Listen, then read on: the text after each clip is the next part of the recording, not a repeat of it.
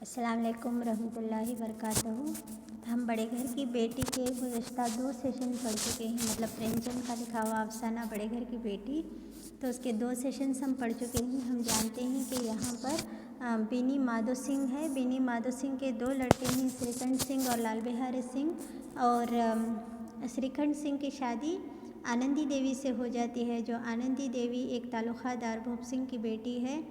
उसका काफ़ी खुशगवार और रईस माहौल में वो पली बड़ी है, लेकिन उसके बावजूद क्या है, यहाँ की तंगदस्ती से भी वो मायूस हो चुकी है, अपने आप को ढाल चुकी है इन हालात में।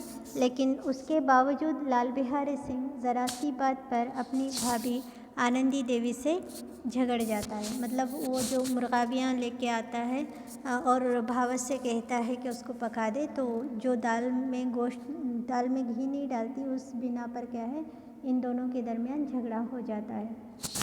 तो इस झगड़े को, ये जुमेरात का वाक़या है और शुम्बे को श्रीकंठ घर आता है।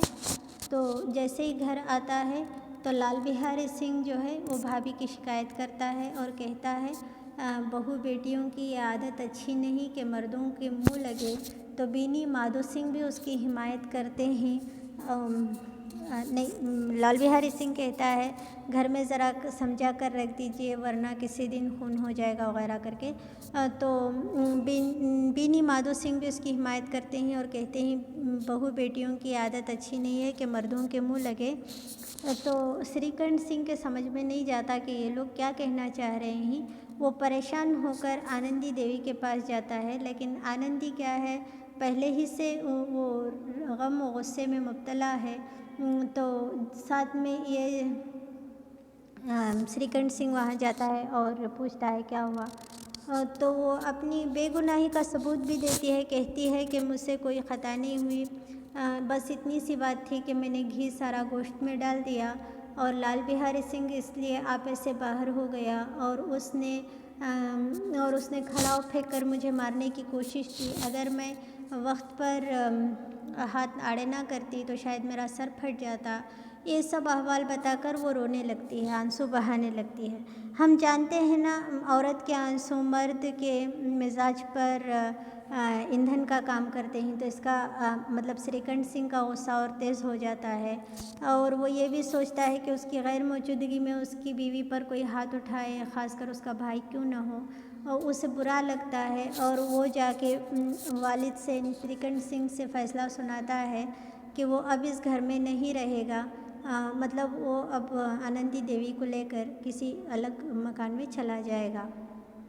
तो ये सुनकर बीनी माधो सिंह कहते हैं तुम भी क्या औरतों की बातों में आ रहे हो, बीवी के ग़ुलाम बने हो, मतलब भाई को बुरा भला कहे, आप इतनी सी बात पर बिगड़ कर कहीं और जाना चाहते हो वगैरह।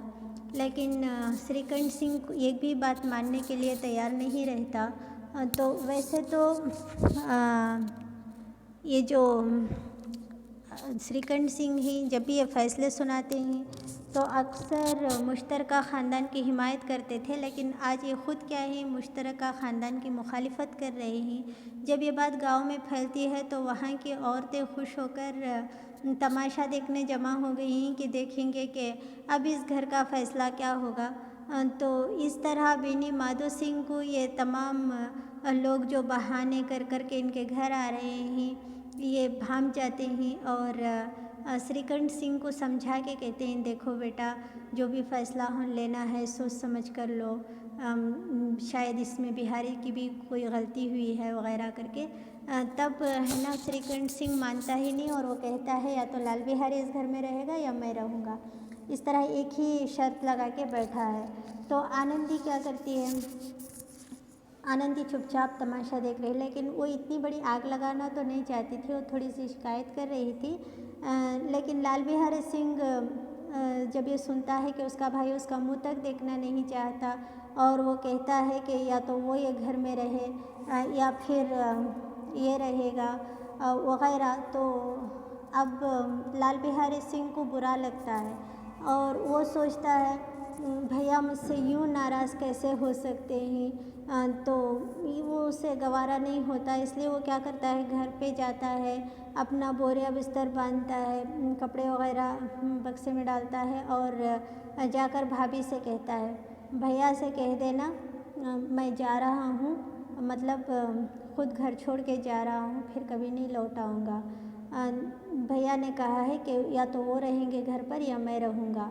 जब आनंदी देवी ये बातें सुनती है तो उसका दिल भर आता है, उसकी आंखों में आंसू आ जाते हैं और वो लाल बिहारी से कहती है, तुम मत जाना, तुम यहीं रहो। और जाके श्रीकंठ सिंह को भी समझाती है, देखो वो लाल बिहारी घर छोड़ के जा रहा है, उसे रोक लो।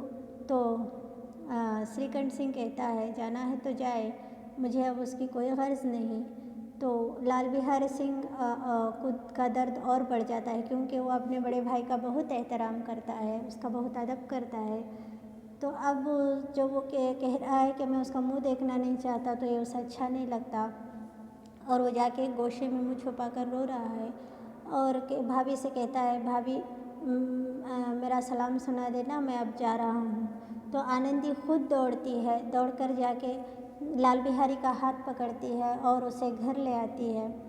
ये हाल देखकर श्रीकंठ सिंह भी जाके अपने भाई को गले लगाता है, खूब रोते हैं दोनों। और बिनी माधो सिंह कहते हैं, बड़े घर की बेटियां ऐसी ही होती हैं, मतलब बिगड़े हुए काम को बना लेती हैं। वो श्रीकंठ सिंह को जाता हुआ देखकर उसको रोक लिए ना, तो इसलिए कहते हैं। उम्मीद है आपको अफसाना बड़े घर की बेटी समझ में आया हो। तो यहीं पर इस सेशन को ख़त्म करते हैं। अल्लाह हाफ़िज़।